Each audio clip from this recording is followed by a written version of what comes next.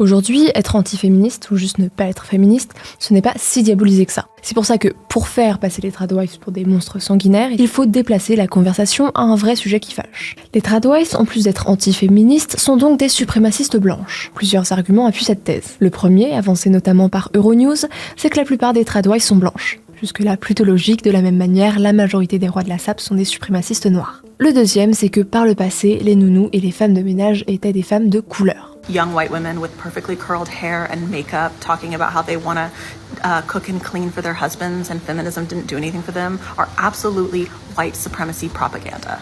Un argument, encore une fois, parfaitement recevable. Je suis pas en train de dire que le suprémacisme blanc n'existe pas aux États-Unis, je dis juste qu'il faut arrêter de tout relier à ça. Un coup c'est les tradwives, un autre c'est le mariage, et un autre c'est l'esthétique cottagecore. Le cottagecore, qui se traduit approximativement par le cœur de la maison de campagne, est une tendance sur les réseaux fortement appréciée des tradwives, qui cette fois-ci, au lieu de reprendre l'esthétique des années 50, reprend l'esthétique de la petite maison dans la prairie. Et ce qui pose un problème dans cette tendance, c'est justement la campagne. Déjà parce que ces dernières années, et surtout depuis le Covid, beaucoup de citadins blancs ont quitté les villes afin de rejoindre l'air pur de la campagne. Sauf que qu'est-ce qu'ils ont fui par la même occasion? Je vous le donne dans le mille. Les Arabes! L'immigration. Ensuite, romantiser et idéaliser la vie rurale, c'est assimiler la campagne à un passé parfait, quand il n'y avait pas encore d'immigration. C'est raciste, c'est donc du suprémacisme blanc. Car tu sais qui idéalisait la vie campagnarde? Les nazis.